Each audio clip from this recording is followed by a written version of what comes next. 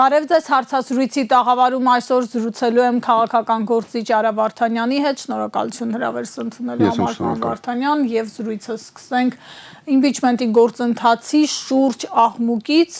ընդդիմադիր ամենամեծ խմբակցության դեմ են ուղղված սլաքները, Հայաստան խմբակցությանը մեղադրում են ըստ էության այդ գործընթացը տապալելու փորձերի մեջ, բայց որն է իրական նպատակը, ինչ է կատարվում եւ ինչու հիմա այդ նախաձեռնությունը ձեր կարծիքով դաշտ նետվեց։ Շնորհակալ եմ հրավերի համար, նախ եւ առաջ ամենասկզբից ասեմ, որ բոլոր այն կարծիքները, որոնք այսօր կասեմ, դա իմ անձնական կարծիքներն են եւ անպայման չէ, որպեսզի ներկայացնեն Հայաստան դաշինքի կամ ֆրակցիայի կարծիքները համահունչ չլինեն։ Սա ապագայի համար եմ ասում, որովհետեւ դաշինքին թիրախավորողները չգիտես ինչու փոխանակ կոնկրետ ասեն, որ պատասխանում են տվյալ մարդուն, անպայման սկզբուց դնում են նախագահ Ռոբերտ Քոչարյանի անունը, հետո նոր ասում են այդ մարդու անունը։ Հիմա այն ինչ ես ասում եմ, դա իմ կարծիքն է։ Հիմա ինչ վերաբերում է իմպիչմենտին։ Նախ եւ առաջ բոլորը կարծես թե մոռացել են, թե Հայաստանի Հանրապետությունը Սահմանադրությունը փոխելուց հետո ինչ տիպի երկիր է դարձել։ Մենք դարձել ենք պարլամենտական երկիր։ Ընդ որում այդ պարլամենտական երկրում ըստ համանդրության կա կայուն մեծամասնության գաղափար։ Եվ դա ԿՊՆ այսօր։ Դա ԿՊՆ այսօր կամ մեկ այլ կուսակցություն, որը ապագայում կդառնա իշխանություն։ Հիմա տեսեք, ժամանակ եմ ծախսել 2 օր ինտերնետում փորձում եմ գտնել նախադեպ մի այլ երկրի, որը լինելով պարլամենտական երկիր եւ այդ երկրում տեղի ունեցել իմպիչմենտ։ Ես չեմ գտել։ Ես չեմ գտել նման փորձ աշխարհում չեմ գտել։ Միգուցե կա, ես ուղղակի չեմ գտել, բայց նաև ի օգնություն ինձ տեսա, որ Facebook-ում իմ լավ ընկեր Հանրապետական կուսակցության ներկայացուցիչ Արտակ Զաքարյանը post էր գրել եւ ժամանակ էր ծախսել, գրել էր թե վերջի 30-40 տարվա ընթացքում որ երկրում է տեղի ունեցել իմպիչմենտ։ Եվ հետարքիր է, որ իր կողմից նշված բոլոր երկրները նախագահական կառավարման համակարգով երկրներ են։ Ինչու եմ սա ասում։ Սա շատ կարևոր է հասկանալու համար, որ երբ որ դու ունես նախագահական համակարգ, ապա բնավ պարտադիր չէ, որ նախագահական երկրում ազգային ժողովում մեծամասնությունը ներկայացնի նախագահին, որովհետև նախագահ ժողովրդի քվեով ընտրվող մարդ է։ Եվ այո, այդ դեպքում իմպիչմենտը բավականին հնարավոր գործիք է։ Մեր դեպքում իմպիչմենտը չնայած դրան, որ սահմանադրությամբ դրված գործիք է, բայց ավելի շատ կարող է ծառայել գործող իշխանության համար։ Այսինքն, երբ որ իրենք հոգնեն իրենց վարչապետից կամ ունենան ներքին գզվռտոց, խմբակցությունով որոշում կայացնեն, եկեք Նիկոլին փոխենք, տնենք Սիլվային օրինակի համար վարչապետ։ Սա մեկ։ Երկրորդը, ես սովորել եմ դպրոցում սովետական միության ժամանակ եւ մեր ժամանակ մաթեմատիկան, երբ որ մեզ դասավանդում էին, միշտ ասում էին, որ 1-ը 20-ից շատ ավելի փոքր է, ընդ որում 20 անգամ փոքր է։ Հիմա դա իմանալով ուզում եմ հասկանալ, որն է ավելի հեշտ՝ 1 հոգու դրթել, որպեսզի նա հրաժարական տա, թե 20 հոգու ստիպել, որպեսզի իրանք համաձայնվեն իրենց ստորագրությունը դնեն։ Ըստ իս անկախ նրանից թե այդ 1 մարդը ով է, իհարկե մեկին շատ ավելի հեշտ պետք է հրաժարական պարտադրես կամ 20 հոգու։ Ընդ որում, տեսեք, չի ստացվում, լավ, բայց ընդ որում նաև եկեք մի բան էլ դիտարկենք, որ թե այդ 1 հոգուն, թե այդ 20 հոգուն սպասարկում են նույն պետական ապարատը, իրենց անվտանգությունը ապահովում են նույն մարմինները, նույն ոստիկանները եւ թե 1-ի, թե 20-ի դեպքում հակահարվածը իշխանության կողմից ի հանդեպ ընդդիմության նույնն է լինելու։ Չի լինելու մի դեպքում ավել, մի դեպքում պակաս։ Այսինքն մենք հասկանում ենք, չէ՞ որ եթե ուզում են նախաձեռնեն process, ապա ինձ թվում է, որ ավելի ճիշտ, շատ ավելի ճիշտ էր այդ նախաձեռնողները դուրս գային միանգամից փողոց, Նիկոլ Փաշինյանի հրաժարականի պահանջով փորձեին գեներացնեին ալիք եւ հասցնեին նրան, որ ինքը հրաժարական տար։ Սա ինձ թվում է շատ ավելի տրամաբանական է։ Հետևաբար, պարոն Վարդանյան, ինչու է ընտրվել այս ճանապարհը։ Բոլորը գիտեն, չէ՞, որ 20 ՔՊԱ-կանի միանալը process-ին, ստորագրությունը եւ փաստորեն Նիկոլ Փաշինյանի թիմից պոկվելը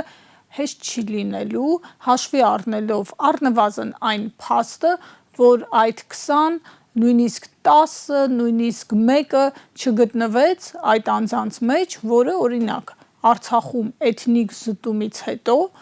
իր համոզմունքների հիմքով կհրաժարվեր։ Այն պատգամավորները, որոնք լքեցին ՔՊ-ն,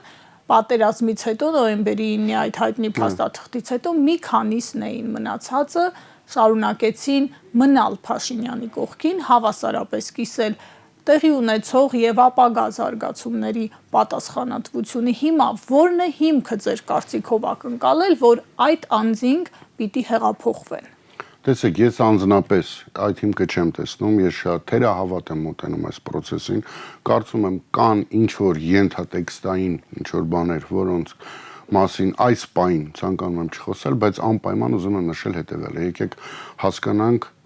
հիմա այս տեղի ունեցողը ինչով է նաև կապված, օրինակի համար 2 կամ 3 ամիս առաջ տեղի ունեցող է։ Մի քանի գործոն բերեմ։ Առաջինը շուրջ 2 տարի նախագահ Քոչարյանը լուռ էր։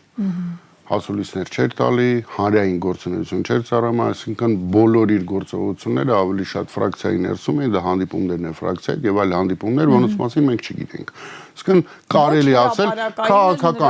քաղաքական դաշտում ինքը ակնհայտորեն չէր երևում, ընդ որում ես մինչ իր ասուլիսը նախորդ օրը գրել էի, որ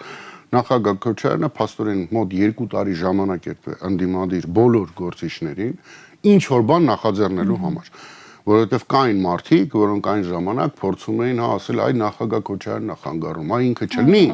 մենք կանենք։ Ժողովուրդը լսում է, ցանկացած շարժում, այսպես ասած, մարում։ Հիմա նախագահ Քոչարյանը այդ ժամանակ 2 տարի ժամանակ տվեց, եւ մենք բոլորս ականատես եղանք, որ ոչ մի բան տեղի չունեցավ։ Փողոցները չլցվեցին։ Այո, փողոցները չլցվեցին։ Փորձ եղավ, իհարկե, օրինակ Բագրատ Սրբազանի շարժումը, որը ցավոք սրտի չհասավ հաջողության, ընդ որում այդ ժամանակ էլ էր քննարկվում իմպիչմենտի հարց, եւ ինչքան որ ես եմ հասկանում, որևէ ստորագրություն չի կարողացել այդ ժամանակվա կազմակերպիչները ԿՊ-ից փոխեն, սա էլ պետք է հիշենք, բայց այնուամենայնիվ եղավ նախագահ Քոչարյանի ասուլիսը եւ ասուլիսից անմիջապես հետո սկսեցին տիրաժավորվել խեղաթուրված գաղափարներ, որոնք իբր թե հայտարարել է նախագահ Քոչարյանը, օրինակի համար մարդիկ հայտնվեցին, որոնք ասեցին վերջ Քոչարյանն ասում է, որ գնում ենք ընտրությունների։ Ընդ որում շատ լավ այդ նյութը դրած է ամենտեղ եւ կարող էին հետալ, կարող են նայել նորից։ Այսինքն նրանք չէին ուզում ճիշտ ասեն, իրանք ասում էին դա։ Այսինքն թիրախավորումը նախագահ Քոչարյանի սկսվեց մի անգամից իր ասուլիսից հետո, ինչը ինձ համար քաղաքական առումով հասկանալի է, բայց երբ որ նայում եմ երկրի մասին մտածելով, ապա շատ անհասկանալի։ Այսինքն դաշտը ազդակներ ստացավ եւ այդ ազդակներին պետք էր հակազդել։ Այո, այդ են անում, բայց այստեղ էլի բաներ կան, որ պետք է նույն այս ուղղությամբ ասենք։ Օրինակի համար Արտուր Վանեցյանը մի քանի օր առաջ 168-ում էր, եթե չեմ սխալվում, հարցազրույց էր տվել եւ հայտարարեց, որ 2026 թվականին իրենք որոշում ունեն մասնակցեն ընտրություններին միանձնյա որպես իրենց կուսակցություն։ Արդյոք դուք դրա այդ հայտարարությունից հետո որևէ տեղ, որևէ մեկի կողմից տեսել եք թիրախավորում Վանեցյանի այդ բառերը արտաբերելու համար, ես չեմ տեսել։ Ասեմ ավելին, այն մարդիկ, որոնք թիրախավորել էին Քոչարյանին այդ նույն բանը ասելուց, ընդ որում Քոչարյանը շատ ավելի զգուշավոր էր ասել եւ ասել էր թե փողոցային պայքար, թե արտահերթական, Վանեցյանը այդպես չի ասել։ Այդ նույն մարդիկ, որոնք թիրախավորել էին Քոչարյան, հավանումներ են դնում Արտուր Վանեցյանի պոստի տակ։ Հետևաբար պետք է հասկանալ, որ ցավոք սրտի դաշտում կան մարդիկ, որոնց համար Քոչարյանի վերադարձը շատ ավելի վախենալու է, քան Նիկոլ Փաշինյանի մնալը։ Ընդ որում ասեմ ավելին ձեզ, բոլոր հարցումների համաձայն, հիմա համոզված եմ էլ այս հարցազրույցից հետո կասեն չկա տենց հարցում, բան ես էլ ասում կա ու շատ հարցումներ կան, բոլոր հարցումների համաձայն այսօր ընդդիմադիր թիվ 1 ուժը նախագահ Քոչարյանի գլխավորած ուժն է։ Ես չեմ ասում Հայաստան դաշինք, քանի որ խոսքը իրականում գնում է հենց նախագահ Քոչարյանի մասին։ Հիմա դա կլինի Հայաստան դաշինք, թե ուրիշ անվամբ, թե ուրիշ կուսակցությամբ, բայց իր առաջնորդած դաշինքը հիմա ընդդիմադիր դաշտում թիվ 1-ն է։ Հիմա իմ մոտ անձնապես հետևյալ հարցն է ցակում։ Եթե դուք խփում եք կամ փորձում եք խփել նախագահ Քոչարյանի վարկանիշին, պարզա որ դրանով դուք իր ձեները չեք ստանալու։ Չեք ստանալու, ուղղակի փոշիացնելու եք իր ձեները։ Բայց եթե ձեզ դա ձեռք է տալի, ուրեմն դուք իրականության մեջ ոչ թե ուզում եք նախագահ Քոչարյանի հետ օրինակի համար 26-ին կամ արտահերթ ընտրություններին իշխանություն վերցնել, այլ դուք իրականում ձգտում եք Նիկոլ Փաշինյանի մոտ ընդդիմություն աշխատել։ դուք չեք ձգտում իշխանության։ Այսինքն ամեն ինչ աներ, որ չլինի երկրորդ նախագահ եւ իրանք էլ աշխատեն Նիկոլի մոտ ընդդիմություն։ Սա շատ խայտառակ բան է։ Դուք այս process-ը տեսնում եք այդ իրական նպատակին։ Դե փորձում են խփել նախագահ Քոչարյանի ռեյտինգին, ընդ որում գիտեք, փարկասու չի ստացվում, հա լրիվ հակառակ էֆեկտն է ունենում։ Օրինակ մի քանի օր առաջ ուսանողների հետ իր հանդիպումից հետո նկատեցինք, թե ինչ ծիրավժարում է, հա, ստացել այդ հանդիպման տեսանյութը, դիտումների քանակը 2 միլիոնից ավել դիտում, սա շատ լուրջ բանի մասին է խոսում, որ հասարակության մեջ արտնանում է ռեալ լիդերի, ռեալ որոշում կայացնողի կարիք։ Հիմա այդ զարթոնքը հասարակության ջարդելու իմաստը, որը ես կարծում եմ չի ստացելու, ես չեմ տեսնում, բայց նորից եմ կրկնում, եթե դուք պայքարում եք Քոչարյանի դեմ, ապա դուք ոչ թե ուզում եք Քոչարյանի հետ իշխանությունը վերցնել Նիկոլից, այլ դուք ուզում եք դառնալ Նիկոլի մոտ ընդդիմադիր ազգային ժողովում։ Սա շատ կարևոր է, որպեսզի բոլորը հասկանան։ Եվ ամենակարևոր բաներից եւս մեկը, որ տեսեք, Գյումրի ընտրություններից առաջ, Գյումրի եւ Փարաքյարի ընտրություններից առաջ Հայաստանի Հանրապետության վարչապետի աթոռին չգիտեմ ինչ բանով հայտնված մարդը հայտարարեց ազգային ժողովում, որ Արցախյան հարցը էջը փակված է, Արցախի պայքարը այլևս չկա։ Ասեց, եթե դեմ եք, մի բան արեք, ցույց տեք, որ դեմ եք։ Դրան անմիջապես դրանից հետո 2 թե 3 շաբաթ հետո կայացան 2 ընտրություններ՝ Գյումրի եւ Փարաքյար։ Երկուսում էլ նա պարտվել է։ Այսինքն ժողովուրդը քվեյով ասաց, որ դեմ է։ Հիմա այս պահին այդ քվեների շնորհիվ Նիկոլը չի կարողանում գնա ավել զիջումների Ադրբեջանի մոտ, որտեղ հասկանում է, որ վիճակը բավականին լարված է եւ ինքը առանց այդ էլ գտնվում է շատ թույլ վիճակում։ Հիմա ինչու ազգային ժողովում սկսել մի process-ի նախաձեռնում, որը շատ հնարավոր է նորից լեգիտիմություն կտա Նիկոլին ինչ որ բան տալու։ Այսինքն հիմք կա մտածելու, որ Փաշինյանը պատրաստվում է ցավոտ նոր զիջումների, այս process-ը նրա համար է, որ պարպվի ժողովրդական, այսպես ասած, դժգոհության ալիքը եւ այդ զիջումների գործընթացը ճակերտների մեջ փափուկ։ Իհարկե դրա հետևանքով Նիկոլը կարող է գնա նոր զիջումների։ Ընդ որում ասեմ, դες ավելին շատ հետաքրքիր բան է կատարվում։ Նիկոլը անընդհատ բոլորի թիմակիցները վանդած խոսում է խաղաղության մասին։ Ես միշտ ասել եմ եւ այստեղ էլ այստեղից եմ ասում, որ խաղաղության միակ տարբերակը Հայաստանի Հանրապետության ապագայի համար դա իշխանափոխություն է։ Ինձ համար ես կարծում եմ, որ լավագույն տարբերակը դա նախագահ Քոչարյանի իշխանության գալն է, եւ ինչու եմ դա այդպես ասում։ Տեսեք, Նիկոլ Փաշինյանի խաղաղությունը դա լրիվ այլ բան է։ Նիկոլ Փաշինյանը պատրաստ է Ադրբեջանի զիջել այնքան,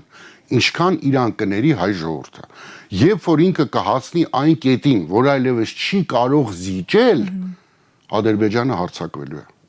Սա է ամենակարևորը, Մարիաննա ջան, որ մեր ժողովուրդը պետք է հասկանա, որ Նիկոլով ուշ թե շուտ միանշանակ պատերազմ է սկսելու, որովհետև ինչ որ պահի Ադրբեջանը դնելու է մի այնպիսի նախապայման, որը Նիկոլը ոչ թե որպես լավ տղա, այլ որպես վախկոտ մարդ չի ընդունելու, կասի լավ, ես չեմ կարող անեմ, ժողովրդին ստեղ ուղակի սրի կհանի։ Այդ ժամանակ ալիվը կհարձակվի։ Եվ սա այդ ժամանակը այնպես չի, որ ես խոսում եմ տասնյակ տարիների մասին, այդ ժամանակը մոտ է։ Նիկոլը արդեն շատ դժվարությամբ է տալի, հիմա Տավուշում էլ է, իրանք աշխատանքներ են կատարում, շուտով ինձ թվում է Տավուշից էլի սա ինչ որ բաներ կհանձնեն։ Արդյոք այդ հանձնումը տրիգեր կհանդիսանա իշխանափոխության համար, ես չգիտեմ, բայց շատ ավելավար նման տրիգերով փորձել իշխանությունը փոխել կամ արհեստական իմպիչմենտի օրակարգ բերել։ Եվ այդ իմպիչմենտի օրակարգը քիչ է բերել, ես հələ դրանով էլ փորձում ես խփել երկրորդ նախագահին։ Սխալ է։ Ես ընդհանրապես սխալ եմ համարում նախագահներին թիրախավորելը, շատ սխալ է։ Պարոն Վարդանյան, պատիվ ունեմ խմբակցությունը այսօր հրապարակեց իրենց ուղված նամակների պատասխանը իմպիչմենտի հարցով եւ կարծում է, որ այս պահին իշխանափոխության ամենահավանական սցենարը հենց իմպիչմենտն է։ Տեսեք, ես ամենասկզբում ասեցի, որ պարլամենտական համակարգով երկրներում իմպիչմենտը չի կարող լինել ամենահավանական սցենարը։ Ուղղակի չի կարող, որովհետեւ դու ունես կայուն մեծամասնության խնդիր։ Դու ժամանակին, երբ որ սահմանությունը փոխում են, այդ կետի մասին մտածեին, որ դու ստեղծում ես մի բան, որում իշխանափոխությունը ազգային ժողով անելը թերևս թղթի վրա գրածա ոնց կարաս անես, բայց իրականության մեջ անելը գրեթե անհնարին է։ Խոսքը գնում է Մարիամ ջան 20 падգամավոր կամ 18 падգամավոր դեպի կողմ քաշելու մասին։ Սա չգիտեմ, չի լինի։ Գումարած այն երկուսը, որոնց ստորագրությունը անհրաժեշտ է նախ process-ը։ Կամ ուրիշ բան ասեմ, եթե իրանք ունեն այդ 20-ին իրենց գրպանում, ապա այս շոուն պետք չէ, 20-ին միանգամից հենա բան արեք, ստորագրեք, բրցեք։ Ուղղակի ես կասկածում եմ, էլի չկա նման բան։ Այսինքն, պարոն Վարդանյան, ես ճիշտ եմ հասկանում, որ առաջիկա ընտրական գործընթացներին ընդառաջ լինի հերթական, որը սարերի հետևում չէ, թե հնարավոր է արտահերթ, ընդդիմադիր դաշտում, այսպես ասած, արևի տակ իրենց տեղի փնտրտուքի ինչ որ գործընթաց է սկսվել։ Այո, ես գիտեք ինչ ինձանից որոշ այլ ընդդիմադիրներ նույնիսկ նեղացել են, ես պետք է գաղափարը նորից կրկնեմ։ Ոչ մեկի համար գաղտնիք չի, որ նախագահ Քոչարյանն այսօր թիվ 1-ն է ընդդիմադիր դաշտում իր ռեյտինգով եւ վարկանիշով։ Հիմա փաստ է դա։ Հիմա ուզում եք կախվեք, վիճեք, ինչ ուզում եք արեք, դա փաստ է։ Կարող են իրանք էլ հարցումներ պատվիրել, նույն բանը կստանան։ Հիմա այս իրավիճակում ոչ թե դրանից խրտնել է պետք, այլ դրա վրա ուրախանալ եւ աշխատել, որպիսի 25-ի արտահերթին կամ 26-ին, որպիսի նախագահ Քոչարյանի հետ միասին կարողանա կրկնել Գյումրիի սցենարը։ Ես օրինակ քիչ հավանական եմ համարում, որ նախագահ Քոչարյանը կկարողանա 50+ ձայն հավաքի։ Աստված դա այդպես լինի, բայց այս բանին երբ որ նայում ենք տարբեր հարցումներին, դժվար է նման բան տեղ ունեն։ Այսինքն այս պայմաններում միակ բանը, որ իր ռեալ ընդդիմությունը պետք է անի, կպետք է աշխատի իր ռեյտինգի, իր վարկանիշի վրա։ Այսինքն հետ ընտրական համագործակցության միանշանակ պետք է աշխատել նրա վրա, որպեսզի կարողանանք հաղթել, որովհետև տեսեք, եթե 26 թվականին իշխանությանը մնում Նիկոլը, ապա կարող ենք բոլորս միանշանակ պնդել, որ Հայաստանի Հանրապետություն շատ կարճ ժամանական ուղղակի չի լինի։ Մանուել ջան, գիտես ինչ է հիշեցի, երբ որ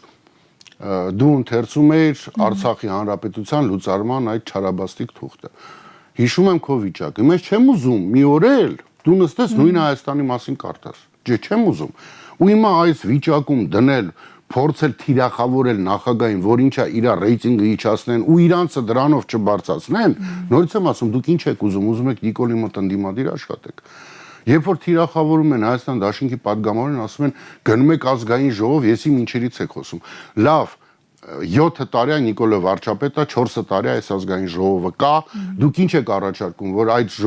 ազգային ժողովի падգամավորները որևէ բան չանեն, մեր ժողովուրդը լիքը խնդիրներ ունի, որոնց մասին այդ մեր падգամավորները պետք է բարձրաձայնեն։ Հիմա նույն այդ հայտարարագրերի հարցը, որոնք ես կարծում եմ նաև մեր падգամավորների այդ բարձրաձայնելու պատճառով է, որ Նիկոլենք հետաձգել են մինչև նոյեմբեր, հետո հարցածակելու կարող ընդհանրապես հետաձգեն։ Հիմա վերջին տարբերակ նայենք այսպես, Նիկոլը մնում է։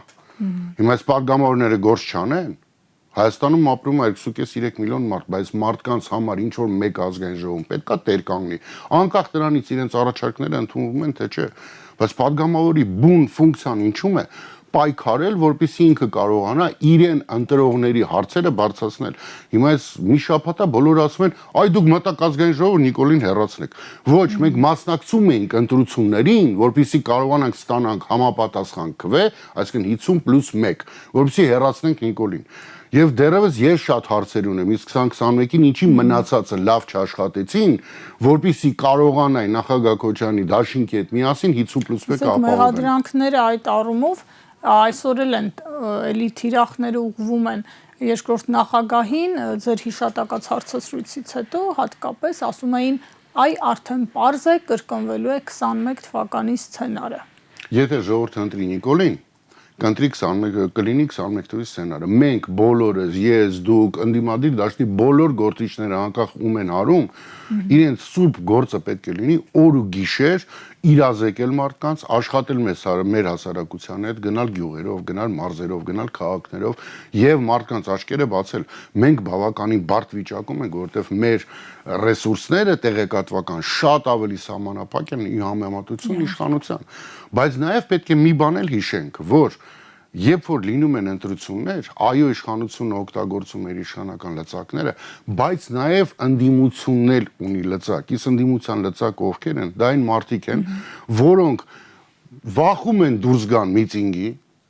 որովհետև վախում են անգործ մնան, բայց միանշանակ ընտրություններում գնում են ու քեզ են քվեարկում։ Ու տենց մարդիկ տասնյակ հազարավորներ են, եթե ոչ 100 հազարավորներ։ Դա պետական աշխատողներն են, դպրոցների դասատուներ, համալսարանների դասատուներ, տարբեր բուժ հիմնարկի աշխատողներ, այսինքն տես Մարիանա ջան, մարդիկ են, որոնք ռեալ տանել չեն կարող այս իշխանությանը, բայց վախում են դուրս գան մասնակցելու ինչ-որ ցույցի, որովհետև տրիվիալ խնդիր ունեն աշխատանքի, վախում են անգործ մնան, որտեղ երեխեքին ինչ-որ բանով պետք է կերակրեն։ Հիմա մեր սուրբ պարտականությունն է այդ մարդկանց այդ շանսը տալն է, որպեսզի իրանք իրենց քվեով օգնեն մեզ հեռացնել Նիկոլին։ Եվ հեռացնելու միակ տարբերակը այն է, երբ որ ընդդիմադիր դաշտի բոլոր գործընկերները իրար հետ աշխատում են ամեն մեկը իր ռեյտինգի վրա, այլ ոչ թե մյուսին թիրախավորելով։ Ոչ թե ընդդեմ։ Այո, շատ կարևոր է։ Եթե այսպես շարունակեն, ապա այո, Նիկոլը կարող է 2026-ին վերարտադրվել։ Եվ ես նախորոք եմ ասում, դրա մեջ մեղավորը միանշանակ Քոչարյանը չի լինելու, որովհետև դեռևս տարի ու կես կա, ես հիմիկվանից եմ ասում, որ ժողովուրդ դուք գիտեք, այսօր այդ մարդու ռեյտինգը ամենաբարձրն է։ Ինչ պետք է անեք, արեք ամեն ինչ, որ դուք էլ հասցնեք իր ռեյտինգին։ Արեք ամեն ինչ, որպեսզի իրար հետ կարողանաք կրել ընտրություններ։ Պարոն Վարդանյան, նաև այս ընթացքում ներընդդիմադիր նաև այս վերադասավորումների եւ որոշակի լարվածության մթնոլորտում հասարակության շրջանում հարցեր են առաջանում արդեն տեղի ունեցած իրադարձությունների հետ կապված, 18 թվականի հետ կապված, 18 թվականը հաջողելու հետ կապված, թե ինչպես եղավ, որ մի խումբ մարդիկ կարողացան անարգել ինչ-որ պրոցեսներ գեներացնել օրենքի խախտման ճանապարհով, մնալ անպատիժ, այդ ռադիոտան դրվագը եւ այլն, այս մասով ինչ եք կարծում, մինչև այս պահը հնչած պատասխանները արդյոք բավարարում են այդ հարցադրումներին։ Տեսեք, ես եթե չեմ սխալվում, անցած տարի մի հատ Facebook-ում post էի գրել հենց 18 թվականի մասին եւ իմաստը հետեւյալն է, ժողովրդին մեղադրել պետք չէ, որտեվ նման իրավիճակներում ժողովուրդը կատարում է ուղղակի մասովկայի, դիրքավորում, այսինքն ուղղակի պետք է ստեղծել սիրուն նկարներ, որ հեսա տեսեք ժողովուրդ կա։ Իրական process-ները տեղի ունենում կաբինետներում եւ հեռախոսներում։ Ես կարծում եմ, որ եղել է ինչ որ երկրներից լրջագույն ճնշումներ, կասկած չունեմ, որ նաեւ եղել են ուղիղ խնդրանք հորդորներ, որ Սերժ Սարգսյանը տա հրաժարական։ Չգիտեմ ումից, հաստատ Ռուսաստանից չի, բայց եղել է նման բանը, պատահական չէ, որ ինքը իր տարբեր հարցազրույցներում ասում է, որ ավելի հզոր ուժերի է պարտվել։ Հիմա միգուցե գա ժամանակ ինքը ավելի բաց խոսա, թե ինչ է եղել 18-ին, բայց միանշանակ կարող եմ ասել, որ սա ժողովրդական պահանջի ներքո իրականացված բան չէ։ Այսինքն իշխանությունը փոխանցվել է։ Իշխանությունը, այսպես ասեմ, հնարավոր հեղափոխության սցենարից փախչելու համար իշխանությունը փոխանցվել է։ Մենք կարծես շատ փափուկ անցում կատարեցինք,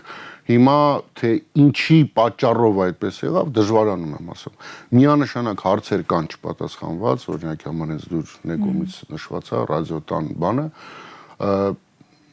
չեմ կարծում, որ մենք պատասխանները, անկեղծ ասեմ, չեմ կարծում, որ մենք պատասխանները մոտակա ժամանակները կիմանանք։ Կարող է մի 10 տարի հետո ի վերջո բացվեն ինչ-որ բաներ, որոնք կստիպեն մեզ մտածել, որ մենք ինչ-որ բանում սխալվում ենք կամ ինչ-որ բանում ճիշտ էինք մտածում, բայց այն, որ ժողովուրդը օգտագործվել է, որպեսզի Հայաստանում տեղ ունենա ինչ-ինչ տեղ ունեցել է, դա միանշանակ է։ Դրա համար է, որ 7 տարի Նիկոլ Փաշինյանը ապացուցում է, որ ժողովրդով փողոցով իշխանություն վերցել է գրեթե անհնարին է։ Եվ մի տեսակետ էլ կա, պարոն Վարդանյան, որ 18 թվականին մարդիկ դուրս չէին եկել փողոց, որ Նիկոլ Փաշինյանը վարչապետ դառնա, ու դա կարծում եմ բոլորի համար ակնհայտ է։ Նա ինչ որ փուլից նույնիսկ ինքն էր զարմացել, իրադարձությունների այդ ընթացքից, այսինքն կային խնդիրներ, այդ թվում համակարգային, որոնք ինչ որ զանգվածների դուրս էին բերել փողոց, բայց դա նրա համար չէր, որ այդ անձը զբաղեցներ վարչապետի պաշտոնը։ Միանշանակ, բայց նաև պետք է տեխնոլոգիան հաշվի առնենք, որ սովորաբար իշխանությունը վերցնում է այն անձը, ով ղեկավարում է process-ը։ Անկախ նրանից մարդիկ ինչպես էին մտածում, բայց քաղաքագիտության մեջ այդպես է։ Ով ղեկավարում է շարժումը, նա էլ դառնում է վարչապետ, ինչև տեղ ունեցավ, բայց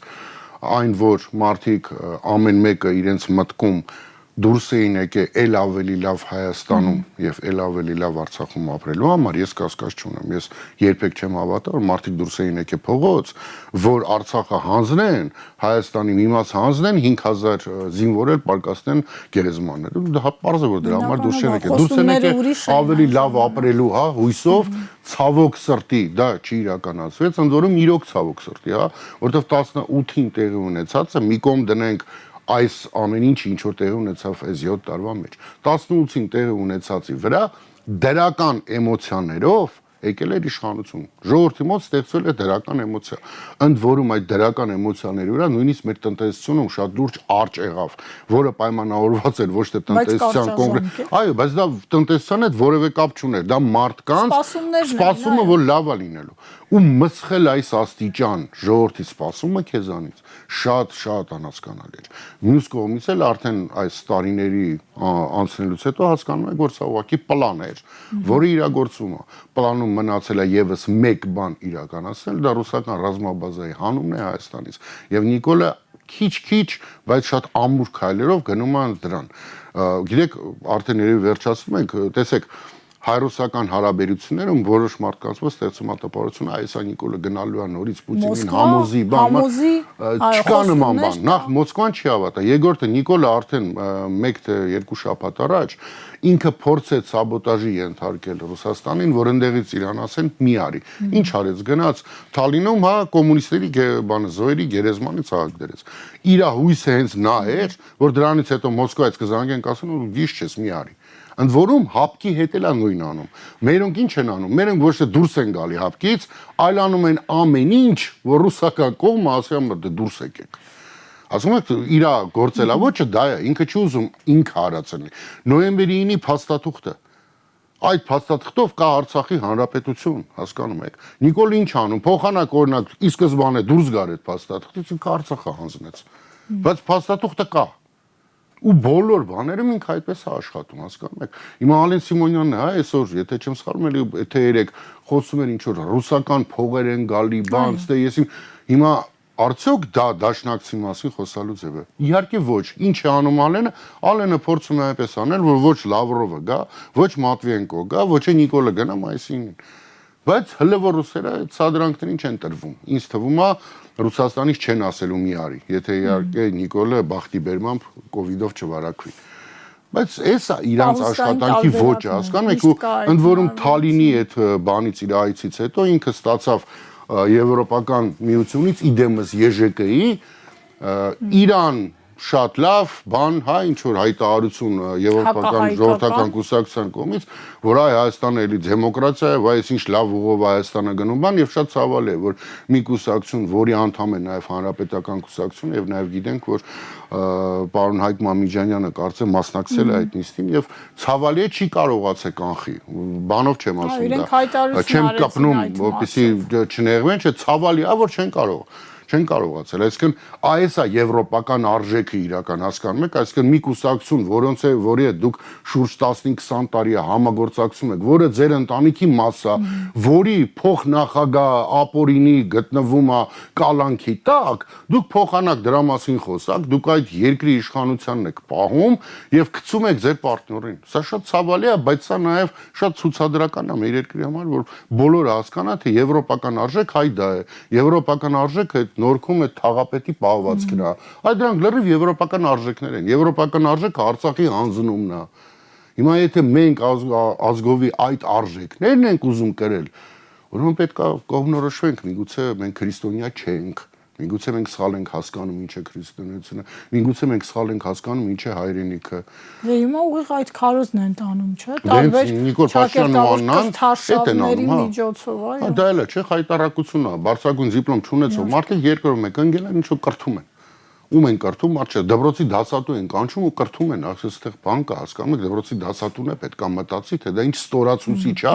որ կրթություն չունեցող մեկը կանչել է դպրոցի դասատուն ու կրթում է Դրամը խոստովանում է, որ 7 տարի նույն դասարանում է մնացել իր կաբինետը։ Այո, սովորաբար 7 տարի մի դասարանում մնացող մարդկանց համար լավ բառ կա, ուղղակի չասեմ եթերում, իրանք թերզարգացած չեն, իրանք կրթված չեն, չէ, ուրիշ բառ է, Իրանք այդ են, ընդ որում փաստորեն Նիկոլասը, որ մենք բոլորս ենք տենց իր ֆրակցիայի մասին խոսալուց, իր նախարարների մասին։ Օրինակ ես չեմ պատկերացնում թե Լևոն Տեր-Պետրոսյանի, թե Ռոբերտ Քոչյանի, թե Սերժ Սարգսյանի, օրոք Սերժ Սարգսյանը կամ Ռոբերտ Քոչյանը կամ Լևոն Տեր-Պետրոսյանը կառավարության նիստին ասեն մենք բոլորս դեբիլ ենք, ոչ մեկ ձեն չաներ։ Այդ չեմ պատկերացնում տես բան լիներ։ Գոնե մի 2-3 նախարար հաստատ վերկանային դուրս կգային։ Սա նշանակում է, որ շատ վատ վիճակում ենք։ Ու մի բան էլ հիշեցի, թեմայի հետ կապ չունի, բայց պետք է ասեմ։ Տեսեք, շատ մարդիկ, որոնք պաշտպանում են Լևոն Տեր-Պետրոսյանի բանին, պաշտպանելուց միշտ ասում են, որ Լևոն Տեր-Պետրոսյանը տվեց հրաժարական, որպեսզի խուսափի քաղաքացիական պատերազմից։ Ուրեմն բոլորին ասում եմ, Հայաստանի Հանրապետությունում քաղաքացիական պատերազմ Լևոն Տեր-Պետրոսյանը չէր կարող ուղղակի հրահրել, որտեղ նա չուներ այլևս ժողովրդի մեջ վստահություն։ Վստահությունը 0 էր իր ընտրություններից հետո եւ զորով էր իշխանությունը պահվում եւ նամանավանդ երբ որ նախագահ Ռոբերտ Քոչարյանը, Սերժ Սարգսյանը նախագահ եւ Վազգեն Սարգսյանը պահանջեցին իր հրաժարականը, սուս-պուս հեռացավ։ Այդ հեքիաթները, լոլոները թող չպատմեն, որ այդ տեսեք ինչ մեծ մարդ է խուսափեց բանից, բախումներից։ Նույնը մենք կարող ենք ասել 18 թվականի մասին։ Չէր կարող 18 թվականին այլևս լինեին այդ բախումները, որովհետև չկար մարդկանց այն հոց զանգվածը, որը պատրաստ էր կռիվ տալ իշխանության համար։ Չկային։ Հանրապետական մեր ընկերներն են, չէ՞ ասում, որ բոլոր սա աշխարհը հելերը մեր դեմ։ Փաստորեն չկար այն մասսան, որը ձեր հետ կռիվ կտար։ Օրինակ նման մասսա կար 2008-ին։ Այ 2008-ին նախագահ Քոչարյանը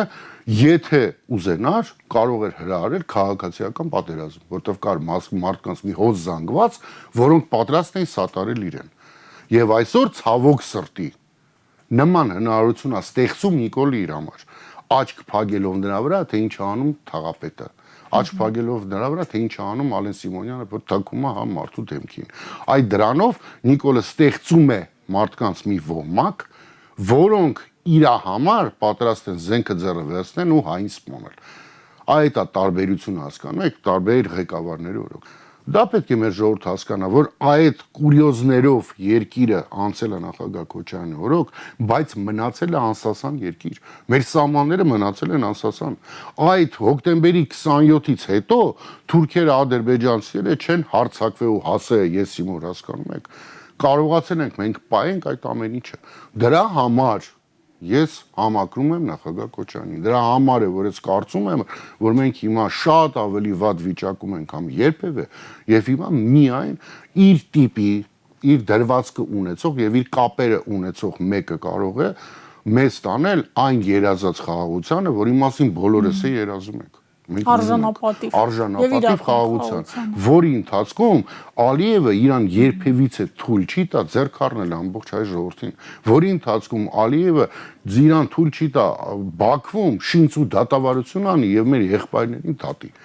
Սա խայտառակություն է, ես ամեն անգամ երբ որ նկարները դնում եմ, չգիտեմ, ինձ սարսափ եմ ապրում, Մարիանա ջան, սա խայտառակություն է։ Ազատագրման հետ կապված հարցերն են բարձրացնում, ավելի խորն են գնում։ Սա խայտառակություն է, տեսեք, գործի բերումով ես կյանքիցս շուրջ 14 տարի գրեթե շաբաթը մեկ Արցախում եմ եղել։ Արցախում չկա տենց գյուղ, որտեղ ես չեմ եղել։ Արցախում չկա տենց գյուղ, որտեղ իմ օգնությամբ ինչ որ ծրագիր չի իրականացվել համահայկական հիմնադրամով։ Իմ համար սա անձնական կորուստ է։ Բայց շատ ավելի մեծ բան եմ ապրում, երբ որ այդ նկարներն եմ տենում Բակո Սահակյանի, Արկադի Ղուկասյանի եւ մնացածների։ Խայտառակություն է սա ուղղակի մեր ժողովրդի համար խայտառակություն է։ Ու անկեղծ ասեմ, երբ որ տեսնում եմ Facebook-ում մեկ ամուսնանում է քեֆ ուրախություն, մի կողմից հասկանում եմ, որ դե մա կյանք է, դեպի մարդիկ անեն։ Մյուս կողմից իմ համար ծանր եմ տանում, որ լավ ախր մենք ազգովի ոնց ենք ուրախանում այսքանից հետո, որովհետեւ Մարիանա ջան կարծեմ ստեղ եմ ասել, մենք հաղթանակը այդքան չենք տոնը, ինչքան պարտությունը։ Սա մեր ժողովուրդը պետք է հասկանա, որտեղ պարտության հետ պետք է այո հաշվի նստել եւ ձգտել նոր հաղթանակների, բայց մենք պարտության հետ քիչ հաշվենք նստել, հələ պատրաստվում ենք նոր պարտությունների, ու դրա դեմը առնել է պետք։ Շնորհակալ եմ զրույցի համար, հարցազրույցին սպասեք վաղը։